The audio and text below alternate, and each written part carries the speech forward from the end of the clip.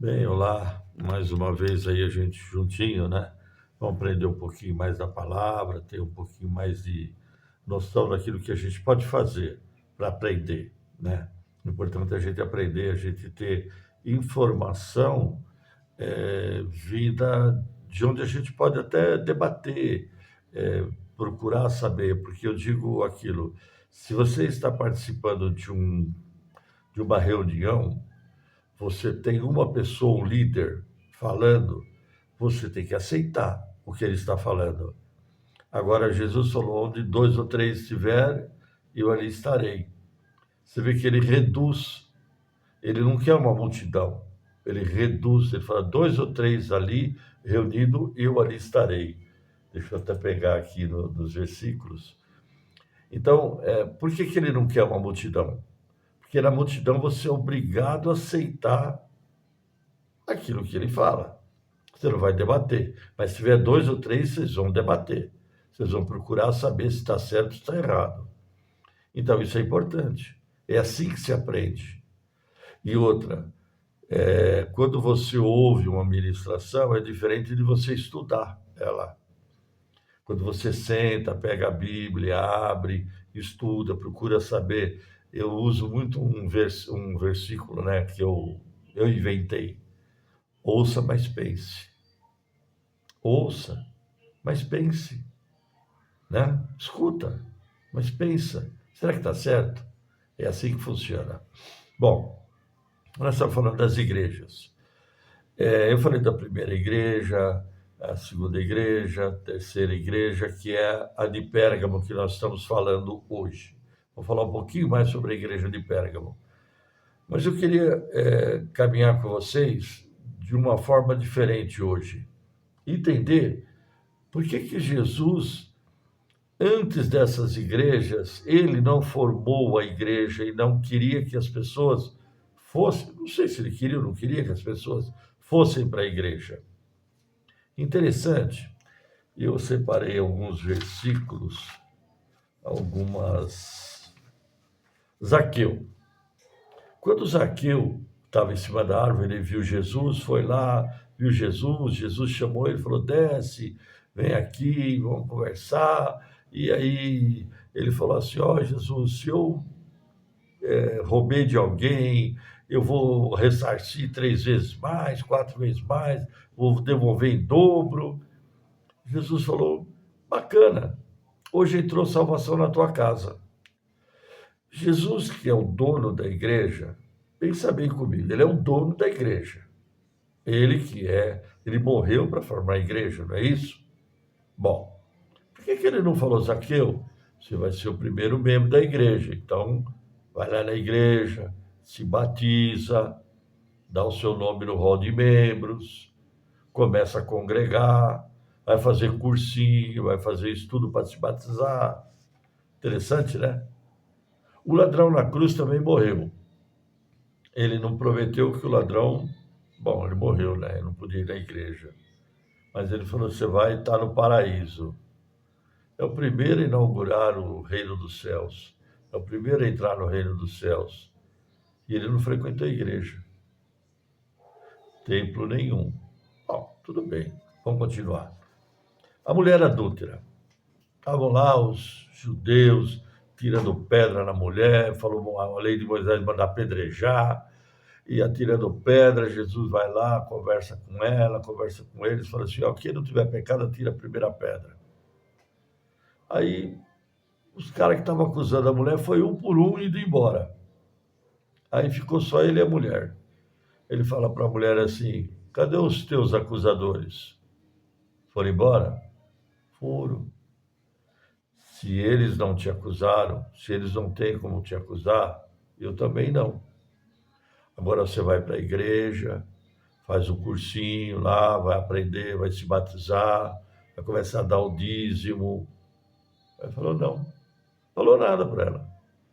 Continua a sua vida, continua a sua vida. Você é livre. Você entendeu Jesus, você entendeu, foi perdoado seus pecados, está tudo perdoado. Continua a sua vida. Você não precisa entregar a sua vida para ninguém, você entregou para Jesus. Interessante, né? Deixa eu pensar, o rico, cheio de riqueza, cheio de coisa, falei, Jesus, eu quero te seguir. Ele falou, vai, vende tudo que você tem, dá aos pobres e me segue. Ele falou, poxa, você tem dinheiro, você faz o seguinte, faz uma oferta na igreja, e aí você continua aí, se batiza, começa a dar o dízimo. Não falou nada disso para ele. Ele falou para ele, você, para me seguir, você não precisa ter dinheiro, não precisa ter nada. Haja visto que hoje a igreja, se você não tem dinheiro, você não é abençoado, você não é santo, você não membro, você não é o grande, né? Você não é porteiro da igreja, não vai ser ungido porteiro, se você não tem dinheiro, você não vai ser ungido porteiro, você não dá o dízimo, se você não frequenta os cultos, você não vai ser ungido lavador de banheiro, não vai ser ungido o diretor da cantina, não vai ser o diretor Eles vão te arrumar um cargo na cantina, eles vão te arrumar um cargo, vão te ungir para esse cargo. Mas Jesus não fez nada disso, nenhum deles. Jesus não juntava as pessoas para a igreja. Eu estou achando gozado isso, não é interessante? Jesus, ele mesmo, não levava as pessoas para a igreja. Hoje é uma força. Aceitou, levantou a mão, aceitou Jesus, já veio um cara lá do lado, como é que você chama, qual é seu nome, onde você mora, já pega seu nome e fala assim, agora você começa a frequentar. Você levantou a mão, você aceita Jesus. O endemoniado Gadareno.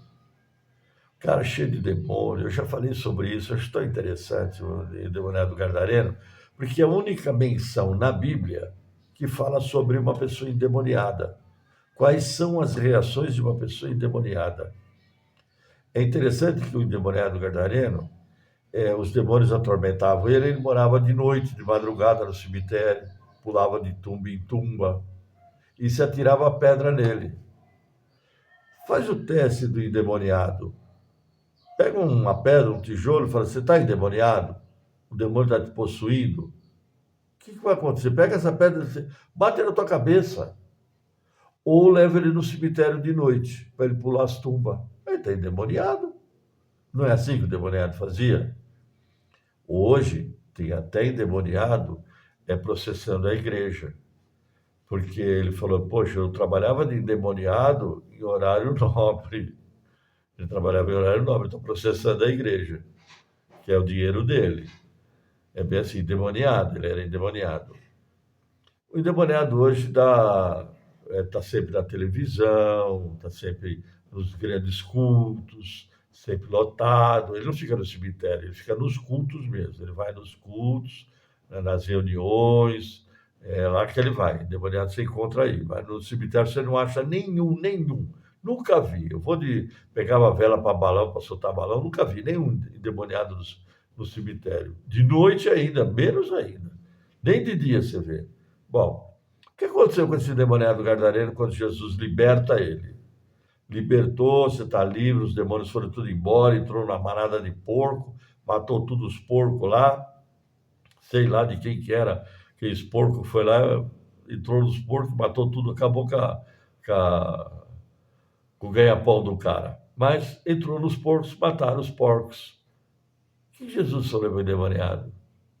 Agora você tem que se batizar, você tem que ir para a igreja. Não. Sabe o que Jesus falou para ele? Vai contar para os seus. Volta para a tua família, para onde você morava, lá para as cercanias de onde você morava. Fala o que Deus fez com você. Você vê como é diferente? Por que a igreja faz isso? Qual a intenção da igreja formar a reunião? Deixa eu ler um texto, acho que está em Hebreus. Não. Não deixeis, em Hebreus está escrito, Hebreus 10, 25. Eu tenho que olhar aqui porque está aqui embaixo. Não deixeis de reunir-nos como a igreja, segundo o costume de alguns, mas encorajemos uns aos outros, ainda mais quando vocês veem que se aproxima Deus, se aproxima o dia. Então, aqui está dizendo que algumas pessoas deixavam de congregar. Ele falou, não faz isso, tem que se reunir. Agora, o que a palavra congregar no hebraico significa? Palavra no hebraico. Porque sabe que a Bíblia ela veio do hebraico, do grego, do aramaico, não veio do português, não é dessa língua nossa. Então a gente aproveita um pouco dessa língua para, né, levar para o nosso lado, lógico. A igreja é brasileira, mas o que é a igreja original de Cristo? Paulo disse aos hebreus. Quem são os hebreus? O povo judeu, o povo hebraico, lá de Israel. Ele falou assim: ó, congregação é um grupo de pessoas reunidas para determinado propósito ou atividade. Tem a sua origem etimológica grega em eclésia. A origem dessa palavra congregar é eclésia, que significa literalmente chamadas para fora. Puxa, chamada para a igreja, chamada para fora? O que acontecia? As pessoas se reuniam nos costumes judaicos. Então, surgiu a palavra igreja, eclésia, chamados para fora. O que é que Paulo está orientando aos hebreus? Ele está dizendo assim: olha, alguns têm o costume de sair do judaísmo, sair das sinagogas e não se reunir mais com os irmãos. Porque onde 2 ou 3 estiverem, eu ali estarei. Então, por isso que a palavra eclésia chama-se chamados para fora. Igreja significa chamados para fora. Tirados da congregação israelita, tirados de Jerusalém para Samaria, os confins da terra. A igreja, ela começou em Jerusalém e foi chamada para fora. Para fora da onde? De Jerusalém. Para onde? Para Samaria. Chamada para onde? Para os confins da terra. E onde ela começou? Em Jerusalém, Samaria e os confins da terra. Por isso, eclésia. Por isso a palavra é para se congregar fora da reunião. Mas pastor, mas isso aí não pode, é pecado. Vamos continuar o estudo? Eu falo assim, a pessoa precisa ter coragem para estudar a Bíblia. Precisa ter. Vamos começar nas cartas que a gente estudou. Bom, se você conseguir entender, vamos explicar. A igreja, antes de Jesus nascer, no ano 0 da era cristã, quando ele nasce, no ano 0 para 2000. Antes disso, tinha igreja? Não, não tinha igreja. Tinha o quê? Sinagoga de judeu. E por que Jesus veio em Israel? Porque foi a nação que Deus fez para o seu filho nascer. Bom, então começou lá no ano 0 da era cristã. Jesus de corpo presente tinha igreja? Não. A igreja é depois da morte de Jesus. Depois da morte de Jesus, quem foi chamado para continuar a igreja? Os apóstolos. Os apóstolos começaram onde? Nas sinagogas. Deixa eu fazer mais uma apresentação. Deixa eu mostrar uma coisa para vocês. Interessante. Ai, meu Deus, como é difícil procurar.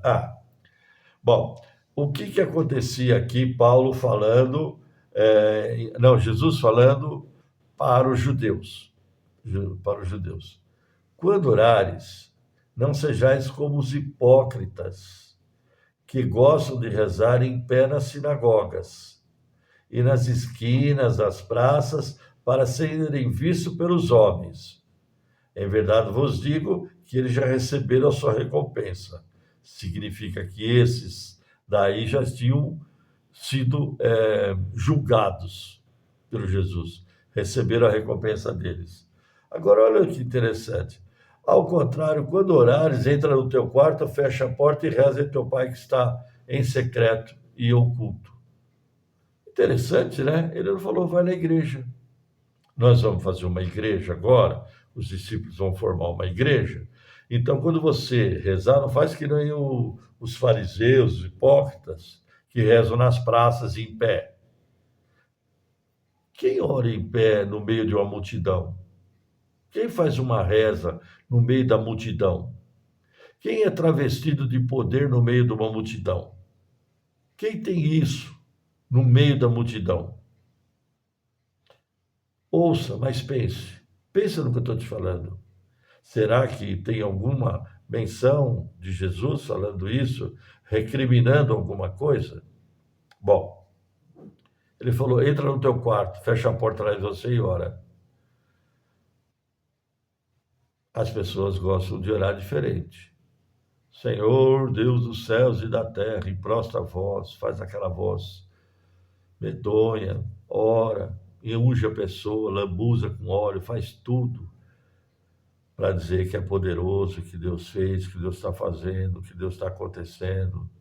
Bom, ele falou isso aí, foi Jesus que falou, não fui eu, não fui eu. Essa igreja que Jesus faz, que os apóstolos fizeram, eles vão tentando fazer a transformação dela do judaísmo, da sinagoga, eles vão tentando implantar a igreja de Cristo, com as tradições daquilo que os apóstolos receberam de Jesus. E os apóstolos, eles eram da sinagoga, eles eram judeus, sim, mas eles eram algum líder da igreja judaica? Não, eram gente simples, eu já falei isso.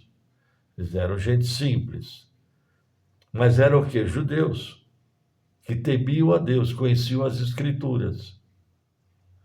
Aí eles vão tentar montar a igreja, fazer a igreja funcionar. A igreja funciona. Quando eles morrem, sobra só João.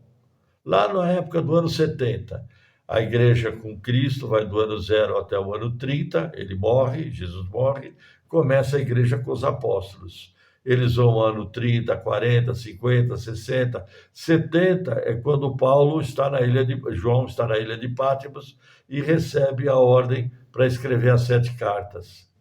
Agora, quando Jesus dá ordem para João escrever as 7 cartas, ele vem só com sentença para a igreja. É só com sentença, fala, está tudo errado. Mas quem está corrigindo? É Jesus.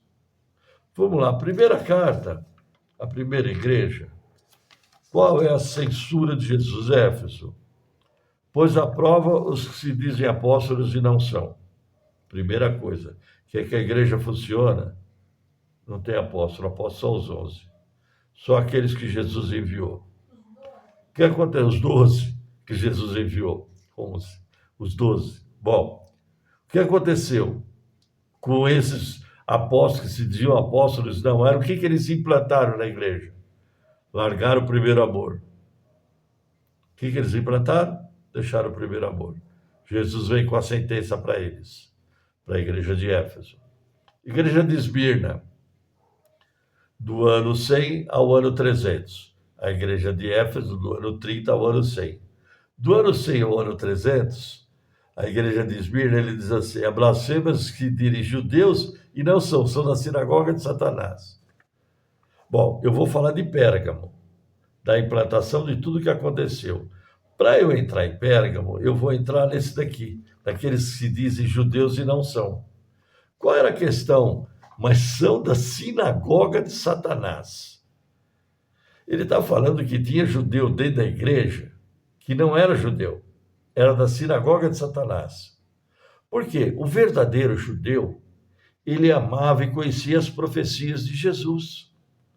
Quando Jesus andou sobre as águas, Pedro falou, é um fantasma. Não era para dizer que é um fantasma. Eles tinham que saber que era o Messias, que era Jesus, que ele daria ordem ao mar, ordem às águas, ordem à tempestade. Ele sabia disso tudo.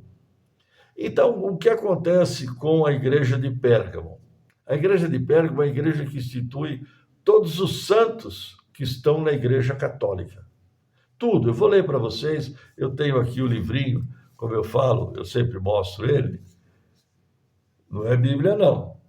Esse aqui é do Vaticano, o livrinho do documentário do Vaticano. Muito lindo. Documentário do Vaticano.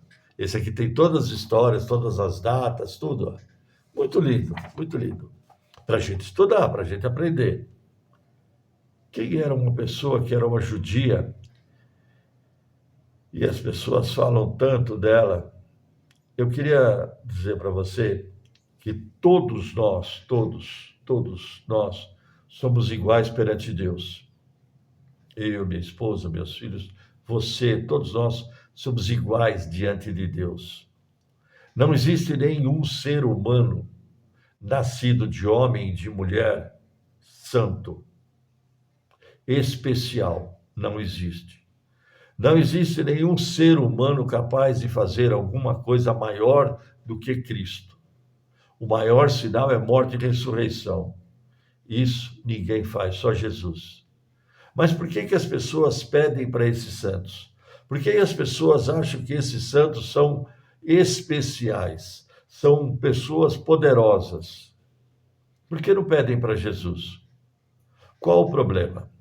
O que é que Jesus viu e o que é que a palavra nos mostra quando Maria foi agraciada? Agraciada, foi chamada. Olha que interessante. E disse então Maria: Eis aqui a serva do Senhor, cumpra-se em mim segundo a tua palavra, e o anjo se ausentou dela. Bacana, né? Por que as pessoas dizem que Maria era virgem, então ela se tornou santa? Tem muita mulher estudada dentro da igreja, prestativa, faz de tudo, e é virgem, mas não é santa.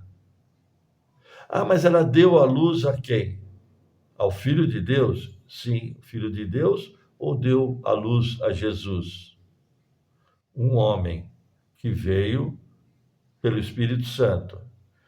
Mas quem era Maria? Por que ela foi escolhida? Por que ela foi escolhida? Porque ela era santa? Porque ela andava de joelho, ela andava flutuando no ar, ela andava fazendo milagre? Não. Ela foi escolhida porque ela era conhecedora das Escrituras. Os judeus tinham que ter conhecimento das Escrituras.